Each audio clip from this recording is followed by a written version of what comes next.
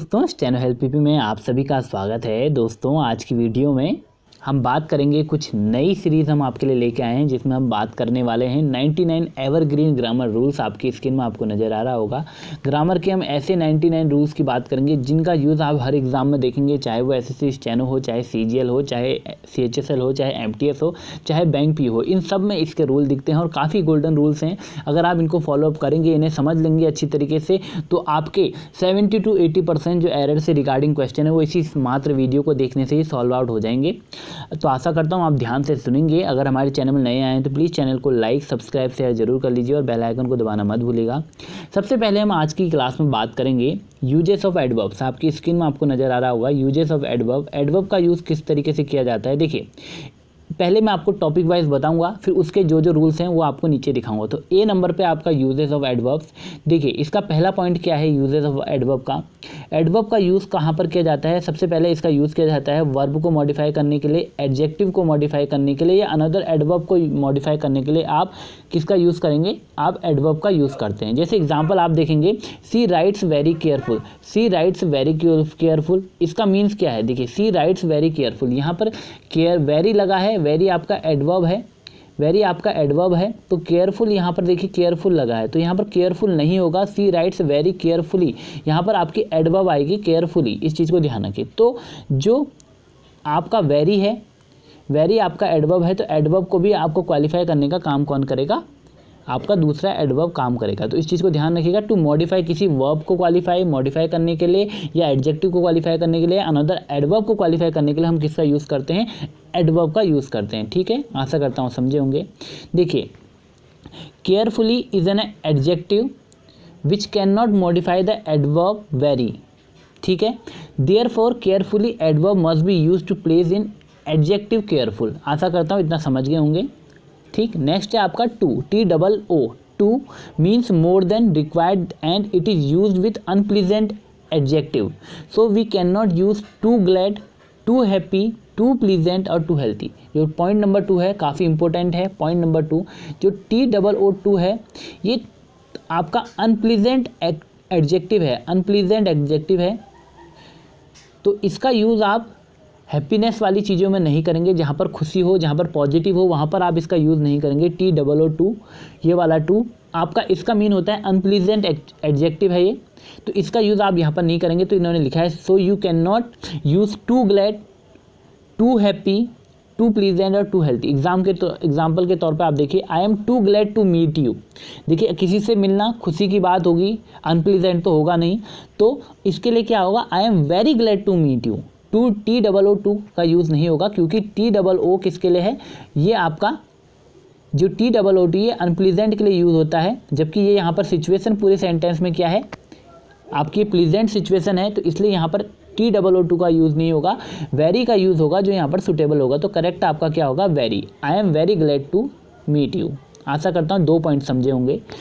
आपका जो तीसरा एरर जिस पे आता है, मोस्टली आपने देखा होगा, अ sentence which is based on TOO TO, ये जो फॉर्मेट है पूरा इस पे वीक करता है। We can not replace TOs with so that. If we replace too with so that, too also must be replace with this can not. ठीक है, अब आपने बहुत बार स्ट्रक्चर देखा होगा सेंटेंस का, TOO टू, और कहीं कहीं पर क्या लिखा जाता है?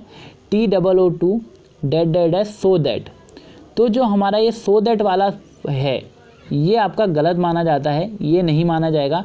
TOO के साथ अपना टू सिंगल टू का भी इसका पेयर बनेगा। ठीक है, TOO के साथ आपका सिंगल TO का पेयर बनेगा। तो TOO और T, टू के साथ टू का पेयर बनेगा। जैसे एग्जांपल आप देखेंगे, he is too weak so that he can not walk. ये नहीं, सही नहीं है।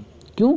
इसमें क्या है? TOO के साथ जो पेयर बनेगा वो बनेगा क्या? सिंगल टू का। इसका क्या सही आंसर होगा?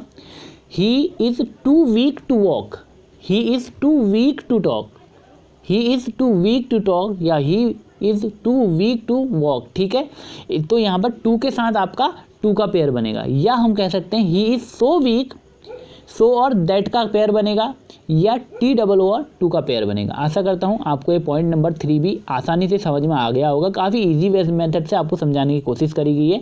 अगर आपको प्रॉब्लम आती है तो आप कमेंट बॉक्स में लिख के बता सकते हैं, वैसे आपको प्रॉब्लम नहीं आएगी। काफ़ी ईजी वे से आपको समझाने की कोशिश करिए। अब आते हैं पॉइंट नंबर 4 पे। Much T double O is followed by unpleasant adjective whereas T double O much is followed by noun. देखिए 2 कंडीशंस हैं, आपने सेंटेंस में कई बार देखा होगा। एक होता है मच टू, ठीक है, मच टू समझने की कोशिश कीजिएगा। एक होता है टू मच, दोनों में डिफरेंस है। अगर मच टू होगा ये आपका अनप्लीजेंट एडजेक्टिव के साथ और ये आपका नाउन के साथ, नाउन से फॉलोड होगा, ठीक है। आशा करता हूँ इसे समझेंगे आप, नाउन से फॉलोड होगा, ठीक है। एग्जाम्पल के लिए आप देखिए, आपको लिखा है much two plus unpleasant adjective.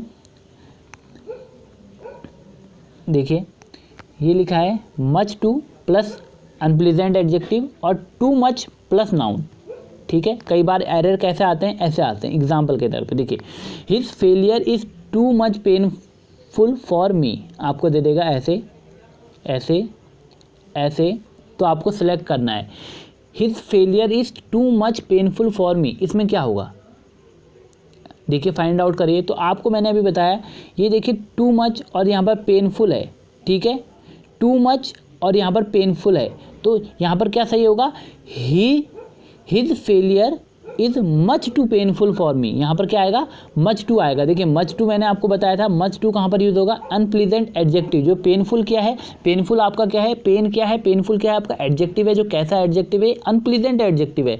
तो हम यहाँ पर क्या यूज़ करेंगे, मच टू का प्रयोग करेंगे, ना कि टू मच का। टू मच का प्रयोग करते हैं हम नाउन में, ठीक है। नाउन अगर आगे होगा तो हम टू मच का प्रयोग करेंगे। ऐसे यहाँ पर एग्जाम्पल आप देख रहे हैं, his wife's rude behaviour gives him much too pain. अब देखिए यहाँ पर पेन क्या है, पेन आपका एज अ नाउन है, तो यहाँ पर क्या आएगा, too much pain, too much pain, ठीक है। ये टू मच है, ये मच टू है, तो यहाँ पर क्या हो जाएगा, टू मच होगा। तो आशा करता हूँ इसे आप समझे होंगे। मच टू और टू मच के बीच का डिफ्रेंशिएट आप समझे होंगे। जो आपका मच टू है, जो मच टू है वो आपका अनप्लीजेंट एडजेक्टिव के साथ जुड़ेगा, और जो टू मच है वो आपका नाउन के साथ जुड़ेगा। काफ़ी इजी है, और अगर आप इसे फॉलोअप करते हैं तो आपके बहुत सारे एरर जो है ईजिली सॉल्व आउट हो जाएंगे। काफ़ी इजी है समझने के लिए।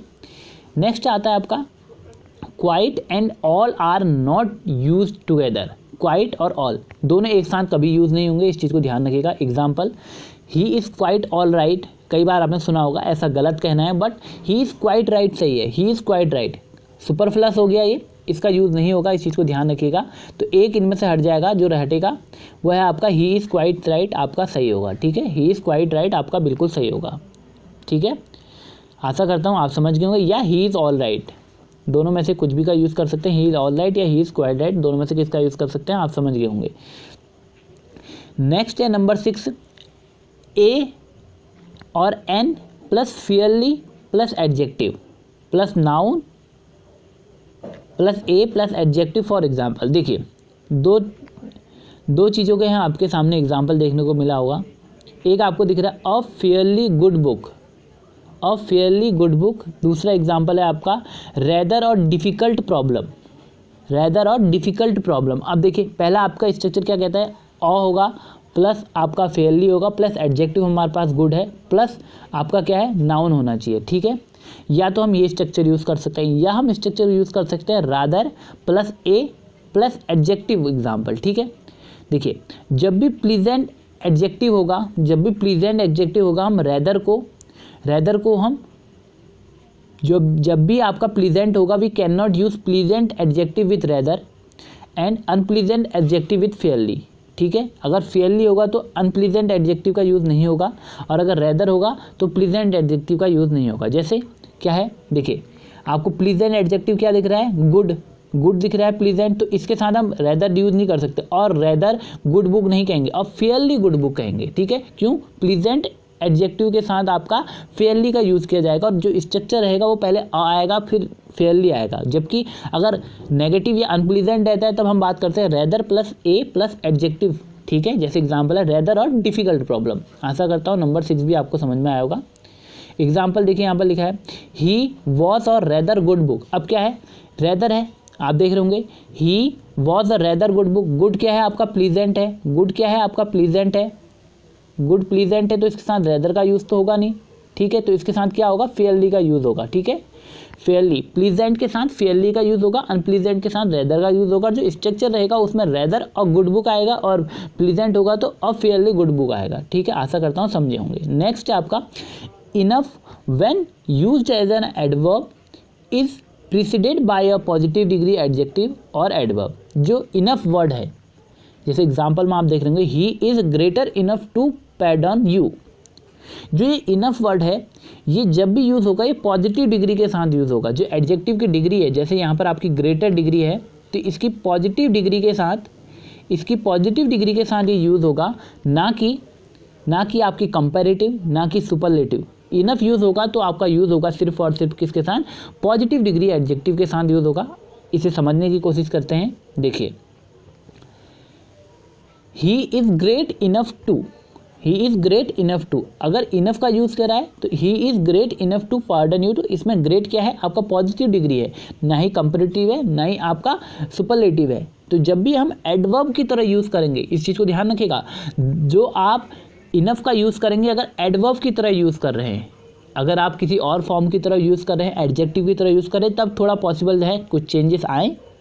बट जब आप एडवर्ब की तरह उसको यूज़ करेंगे, इनफ को यूज़ करेंगे, तब आपको सिर्फ और सिर्फ इस चीज़ को ध्यान रखना है कि आपका जो एडजेक्टिव होगा वो आपका पॉजिटिव डिग्री एडजेक्टिव होगा। आशा करता हूँ इतना आप समझ गए होंगे। He is greater enough to pardon you, तो इसमें जो एरर है वो आपका ग्रेटर में है, ग्रेटर नहीं होगा, ग्रेट होगा, पॉजिटिव डिग्री एडजेक्टिव आएगा, ठीक है। Next, two negative cancels each other. दो नेगेटिव्स एक साथ कैंसिल ईच अदर कर जाते हैं। Hence two negative should not be use in the same sentence unless we make an affirmation, ठीक है। दो नेगेटिव आप एक साथ यूज नहीं कर सकते हैं। जैसे I have not got none, दोनों नॉट और नन दोनों आपके क्या हो गए? दोनों आपके नेगेटिव हो गए, तो दोनों को आप यूज़ नहीं कर सकते। इसकी जगह पे आप बोल सकते हैं आई हैव नॉट गॉट एनी, ठीक है। समझ गए? आशा करता हूँ। इसका सिंपल सा फंडा है, जैसे हम बोलते हैं अनलेस और नॉट एक साथ नहीं होगा, बहुत बार क्वेश्चन आता है, ऐसी है कि दो नेगेटिव वर्ड एक साथ नहीं आएंगे, ठीक है। नेक्स्ट है आपका eight present means at the present time, presently means shortly, this should not be confuse, ठीक है। अब देखिए जो eight present means at the present time, at present का मीन्स क्या होगा? अभी का, बिल्कुल एट द प्रेजेंट टाइम, बिल्कुल accurate, at the present time, at present. और प्रेजेंटली का मतलब होगा शॉर्टली, आने अभी थोड़ी देर में, शॉर्टली, प्रेजेंटली थोड़ी देर में। तो इस चीज़ को डिफरेंस को समझने की कोशिश करिएगा। एट प्रेजेंट क्या है? एट प्रेजेंट जो है means at the present time, जो अभी का समय है, एट द प्रेजेंट टाइम उस पर बात करेगा क्या? At present. जो प्रेजेंटली होगा इसका मतलब क्या है? शॉर्टली, कुछ समय के लिए। आपका क्या है? शॉर्टली, प्रेजेंटली, कुछ समय के लिए। आशा करता हूँ इसे समझिएगा। At present, at the present time, बिल्कुल एक्यूरेट। एग्जाम्पल आप देखिए, nothing more can be done presently. यहाँ पर ये नहीं होगा, यहाँ पर क्या होगा? यहाँ पर होगा nothing more can be done at present. अभी कुछ नहीं किया जा सकता। प्रेजेंटली मतलब शॉर्टली, आने वाले टाइम में नहीं। प्रेजेंट का मतलब होगा क्या? Nothing more can be done at present, अभी कुछ भी नहीं किया जा सकता। Nothing more can be done, ठीक है। दूसरा क्या है? ही will come back at present. अभी क्या है? ही will come back at present, future की बात कर रहा है, और आप कह रहे हैं एट प्रेजेंट। एट प्रेजेंट का मतलब तो होता है एट द प्रेजेंट टाइम, बिल्कुल अभी अभी। तो ये तो हो नहीं सकता फ्यूचर में। तो फ्यूचर में क्या करेंगे? प्रेजेंटली का यूज़ किया जाएगा। He will come back presently, समझ रहे हैं? इस सेंस को समझिए, he will come back presently. आशा करता हूँ इतना समझे होंगे, ठीक है। रूल नंबर 10 क्या कहता है? हार्ड मीन्स डेलीजेंटली, स्ट्रेटनसली, और हार्डली का मीन्स क्या होता है? स्क्रेचली एट ऑल, ठीक है। ये क्या है? दोनों आपके हार्ड की फॉर्म है, एडवर्बियल फॉर्म्स, बट इनमें हमें कंफ्यूज नहीं होता है। दोनों का जो मीनिंग है वो दोनों का मीनिंग क्या है? आपका अलग अलग है। दोनों का मीनिंग आपका क्या है? अलग। तो दोनों का जो मीन है वो दोनों का मीन अलग है। देखिए जो हार्ड है उसका मतलब क्या है? हार्ड का मतलब है डेलीजेंटली, और हार्डली का मीनिंग क्या है? स्क्रेचली एट ऑल, ठीक है।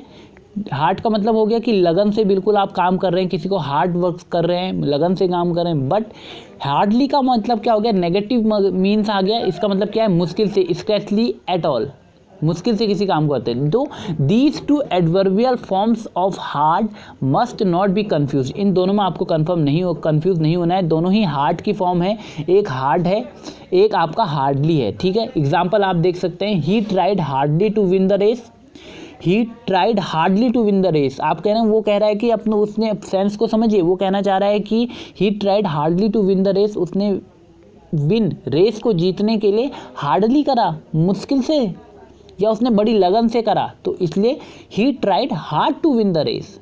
पॉजिटिव डिग्री आएगी तो हार्ड होगा, पॉजिटिव हो रहा है तो नेगेटिव, हार्डली आपका थोड़ा नेगेटिव सेंस देगा, मुश्किल से। He has eaten hard anything today, he has eaten anything आ गया तो आपको थोड़ा सेंस उसने दिया कि कुछ भी नहीं खाया उसने आज, तो उसने दिया है कि आपको ये नेगेटिव बता रहा है, तो आपको क्या कहना है यहाँ पर, आपको कहना है he has eaten hardly anything today, उसने मुश्किल से कुछ आज खाया। He has eaten hardly to eaten anything today. आशा करता हूँ नंबर 10 तक आपको अच्छे से समझ में आ गया होगा। नेक्स्ट जो आपका आता है, much is used before past participles and adjective of adverbs of comparative degree. देखिए मच का यूज़ कहाँ पर होगा, इसको देखेंगे, और वेरी का यूज़ कहाँ पर होगा। बहुत बात आपको मच और मैरी में, मच और वेरी में आपको बहुत बार आप प्रॉब्लम देखने को मिलेंगी। तो जो मच और वेरी है उनका यूज़ कहाँ पर होता है, इसे हम बताते हैं आगे। समझिए, much is used before past participles and adjective और एडवर्ब ऑफ कंपैरेटिव डिग्री। जहाँ पर कंपैरेटिव डिग्री होगी वहाँ पर आप मच का यूज़ करेंगे, ठीक है, पास्ट पार्टिसिपल से पहले, ठीक है। और वेरी का यूज़ किया जाता है पॉजिटिव डिग्री में। आपको आसान भाषा में जो समझना है तो आप सीधे याद रखिए, मच का यूज़ करेंगे हम कंपैरेटिव डिग्री के, जहाँ पर कंपैरिजन करा जाएगा वहाँ पर मच का यूज़ करेंगे। और अगर कहीं पर पॉजिटिव डिग्री की बात हो रही होगी तो आप वहाँ पर कौन सा यूज़ करेंगे, आप वेरी का यूज़ करेंगे। Example, the news is much surprising, यहाँ पर किसी से कंपैरिजन नहीं किया जा रहा है, तो यहाँ पर कौन सा करेंगे, पॉजिटिव डिग्री लेंगे या कंपैरेटिव लेंगे, यहाँ पर पॉजिटिव लेंगे, क्यों कंपैरिजन नहीं हो रहा है। तो हम यहाँ पर मच की जगह क्या यूज़ करेंगे, वेरी यूज़ करेंगे, क्योंकि वेरी करेक्ट होगा। वेरी क्यों करेक्ट होगा, वेरी इसलिए करेक्ट होगा क्योंकि पॉजिटिव डिग्री जा रहा है sentence. The news is much surprising, नहीं, the news is very surprising. बहुत ज़्यादा ईजी है, कोई डिफिकल्टी नहीं है। मच का यूज़ कहाँ करना है, कंपैरेटिव में। वेरी का यूज़ कहाँ पर करना है, पॉजिटिव डिग्री में। ईजी है, आप लोग आसानी से कर लेंगे, आपको समझाया जा रहा है और आप लोग आसानी से कर लेंगे, मुझे ऐसा लगता है। दूसरा सेंटेंस आपकी स्क्रीन पे है, देखिए, आई was very surprise at hearing the news. I was very surprise at hearing the news, जैसे ही मैंने इस जो खबर है उसको सुना, वहाँ पर मैं सरप्राइज हुआ। तो यहाँ पर क्या हुआ है, सुनना। I was very surprise at hearing the news, थोड़ा सा आपको दिख रहा होगा यहाँ पर क्या, वेरी सरप्राइज नहीं, वेरी सरप्राइज नहीं होगा, यहाँ पर क्या होगा, I was much surprise at hearing the news. आशा करता हूँ आप इतना समझे होंगे। देखिए, much is use before past participle and adjective और एडवर्ब ऑफ कंपैरेटिव डिग्री, ठीक है। मच का यूज़ मैंने बताया कहाँ पर रहना है, मच का यूज़ होना है, much is use before past participles, past के जो पार्टिसिपल्स होंगे उनके यहाँ पर, या एडजेक्टिव के बारे में, जो आप मैंने कंपैरेटिव डिग्री बताई। एक पॉइंट मैंने आपको बताया मच के यूज़ का, मच का जो यूज़ होना है वो होना है पास्ट पार्टिसिपल पे, ठीक है, या मच का यूज़ जो होगा वो होगा आपका एडजेक्टिव पे, किस पे, कंपैरेटिव डिग्री के एडजेक्टिव पे, ठीक। अब जो मैं बात करूँगा वो बात करूँगा मैं वेरी की। तो जो वेरी का यूज़ होना है, वेरी का यूज़ क्या होता है आपका, प्रेजेंट। वेरी का यूज़ आपका प्रेजेंट पार्टिसिपल्स में होगा और क्या होगा, पॉजिटिव डिग्री में होगा, ठीक है। इस ग्राफ को समझने की कोशिश करिएगा। एग्जाम्पल वाइज मैंने आपको समझाया था, पहले मैंने आपको बताया क्या आपका है और क्या नहीं है, कहाँ पर कैसे यूज़ होना है। आप देखिए एग्जाम्पल वाइज आप देख सकते हैं, इसको आप दोनों तरीके से ले सकते हैं। एग्जाम्पल देखिए, समझिए, मच मैंने यहाँ पर लिखा, यहाँ पर मैंने वेरी लिखा, ठीक है। मच का जो यूज़ है वो आपका पास्ट में होगा, पास्ट पार्टिसिपल में, या आपका कंपैरेटिव डिग्री के एडजेक्टिव में होगा। दोनों में से किसी में भी आप मच का यूज़ कर सकते हैं। बट जब वेरी की बात आएगी तो प्रेजेंट में, प्रेजेंट का या पॉजिटिव डिग्री, प्रेजेंट या पॉजिटिव डिग्री। आशा करता हूँ इतना समझे होंगे। मच का जो यूज़ होता है वो आपका पास्ट के या कंपैरेटिव डिग्री में होगा। वेरी का आपका प्रेजेंट या आपका पॉजिटिव डिग्री में होगा, एडजेक्टिव में, ठीक है। एग्जाम्पल जैसे मैंने दिया, the news is much surprising, तो इससे क्या है आपको, एक तो आपका हल्का सा सेंस इसमें ये जा रहा था कि कंपैरिजन इसमें बिल्कुल नहीं हो रहा है, इसमें पॉजिटिव डिग्री आना चाहिए। दूसरा सेंस क्या है, ये प्रेजेंट की बात कर रहा है तो इसमें मस्ट तो आएगा नहीं, क्योंकि पास्ट पार्टिसिपल का यूज़ करना है। किसमें, मच का यूज़ तो पास्ट पार्टिसिपल में होना चाहिए, और सेंटेंस है आपका प्रेजेंट में तो आप यूज़ करेंगे वेरी। ठीक, नेक्स्ट है आई was very surprised. I was past participle की बात कर रहा है। इसमें आपने क्या देखना है, ये जो पास्ट पार्टिसिपल का यूज़ हुआ है इसमें आप देखेंगे कि इसमें इन्होंने एग्जाम्पल में जो दिया है वेरी का यूज़ दिया, और वेरी यूज़ होता है प्रेजेंट में, तो वेरी का यूज़ नहीं होगा। पास्ट की बात करिए तो आप यहाँ पर मच का यूज़ करेंगे। आशा करता हूँ इतना समझे होंगे। या इस तरीके से क्वेश्चन पूछ सकता है, या फिर आपको कंपैरेटिव डिग्री या पॉजिटिव डिग्री से आपको सेंटेंस लेके देगा, वहाँ पर मच और वेरी का आपको यूज़ करना पड़ेगा। ठीक है, क्वेश्चन पॉइंट नंबर 12 आपकी स्क्रीन पर है। Hardly is an adverb which means really. अभी पहले हार्डली पढ़ा था कुछ टाइम पहले, हार्ड एंड हार्डली पे डिफ्रेंशिएट। ठीक है, अब देखिए हार्डली एक एडवर्ब है जिसका मतलब है मुश्किल से या rarely, whereas hard is an adjective which means tough and rigid. अगर एडजेक्टिव की तरह यूज़ होगा, ठीक है, अगर हार्ड का यूज़ एडजेक्टिव की तरह होता है तो इसका मतलब हो गया हार्ड, हार्ड है, बहुत हार्ड है। एडजेक्टिव क्या है, किसी चीज़ की विशेषता बताता है, किसी की क्वालिटी जो बताएगा वो एडजेक्टिव है। तो एडजेक्टिव के जब एडजेक्टिव के रूप में हार्ड का यूज़ होगा तो वो क्या क्वालिटी बता रहा है, तो हार्ड का मतलब क्वालिटी क्या बताएगा, कठोर है, टाइट है, रिजिड है। ये कौन बता रहा है, हार्ड बता रहा है। ये क्या है, आपका एडजेक्टिव के रूप में हो रहा है। तो जब ये आपका हार्डली एडवर्ब के रूप में यूज़ होगा तब इसका मतलब होता है क्या, रेयरली, मुश्किल से, रेयरली। और हार्ड जब एडजेक्टिव के रूप में यूज़ होगा तो इसका यूज़ होता है हार्ड बॉडी, टफ बॉडी या रिजिड बॉडी। एग्जाम्पल के, it is a hardly job. It is a hardly job होगा, नहीं होगा। It is a hardly job, it is a hard job.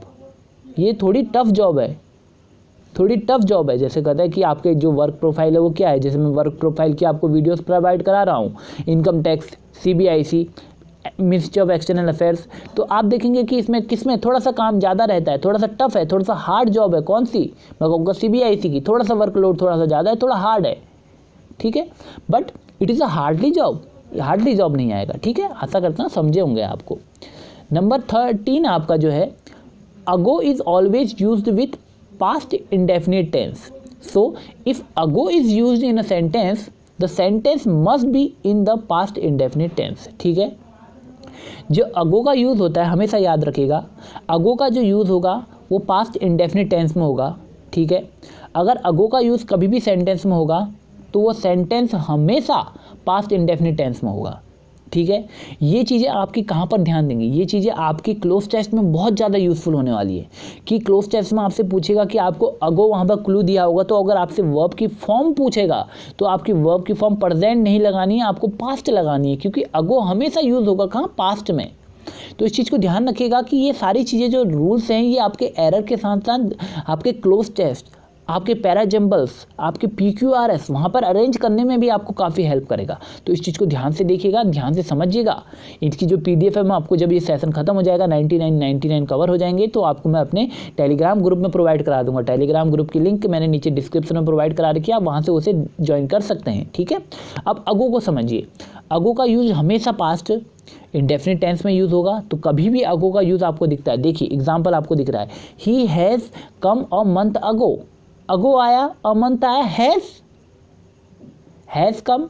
क्या कहना चाह रहा है भाई, जब उसने बोला कि ये पास्ट इंडेफिनिट टेंस है, अगो का यूज़ जब होगा तो हमेशा पास्ट इंडेफिनिट टेंस में होगा, तो ये हैज़ कम का यूज़ क्यों हो रहा है।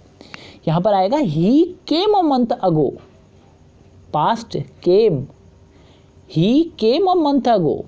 आशा करता हूँ ईजिली आप इसको समझ गए होंगे। ठीक है, नेक्स्ट जो है आपकी स्क्रीन पे आपको नज़र आ रहा होगा, at present means at this moment and it is use with present tense. अब जब एट प्रेजेंट का यूज़ होता है, अगो की बात तो हमने कर ली पास्ट में, अब आता है कई बार देखा है एट प्रेजेंट। एट प्रेजेंट का मतलब अभी का, तो ये हमेशा प्रेजेंट के टेंस के साथ यूज़ होता है। ठीक है, जबकि जो प्रेजेंटली एंड शॉर्टली हमने पहले भी पढ़ा था वो फ्यूचर एक्शन में बताने की कोशिश मैंने आपको करी थी, विल आया है तो हम शॉर्टली का यूज़ करेंगे, वही पॉइंट आउट निकल के अब आ गया।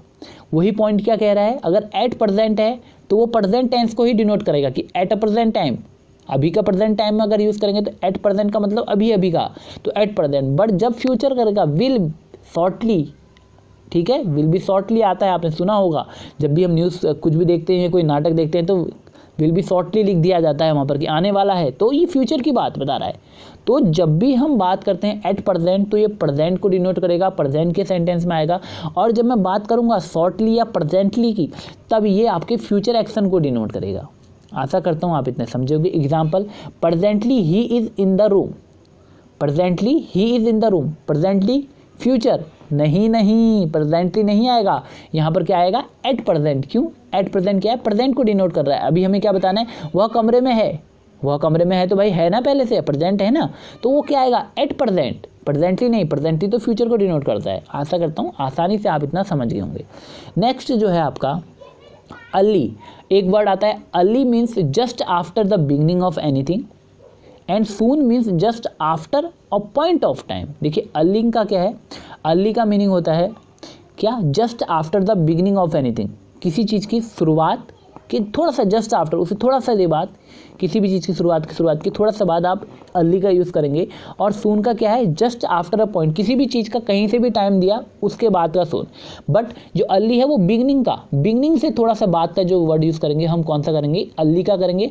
बट और किसी पॉइंट ऑफ टाइम का, वो शुरुआत का भी हो सकता है, मिड का भी हो सकता है, एट द लास्ट का भी हो सकता है, उसके बाद का जो चीज़ हम यूज़ करेंगे सून वर्ड का यूज़ करेंगे। For example, rose blossomed early this spring, ठीक है, तो क्या है, जो क्या है स्प्रिंग का क्या है, शुरुआत में क्या होता है, स्प्रिंग के शुरुआत में जो आपका होगा तो वहाँ पर क्या है, रोज़ आपके क्या करेंगे, ब्लॉसम करेंगे, तो यहाँ पर क्या होगा अर्ली दिस स्प्रिंग। समझ, आशा करता हूँ समझे होंगे, roses blossomed early this spring, ठीक है। नेक्स्ट है आपका 15, the sentence which start with seldom, never, hardly, rarely और scarcely takes an inverse structure, ठीक है। इसमें क्या होगा, जो आपका सेल्डम है, नेवर है, हार्डली है, रियली है, स्कैर्सली है, जो नेगेटिव वर्ड्स हैं, कहने का मतलब आप समझ सकते हैं, जो थोड़ा सा नेगेटिव वर्ड्स है, जैसे सेल्डम कभी कभी, नेवर कभी नहीं, हार्डली मुश्किल से, रियली कभी कभी, स्कैर्सली भी ऐसी। तो इनमें जब ये वर्ड यूज़ होते हैं तब आपका क्या होता है, जो सेंटेंस का स्ट्रक्चर होता है वो क्या हो जाता है, इन्वर्स हो जाता है, ठीक है।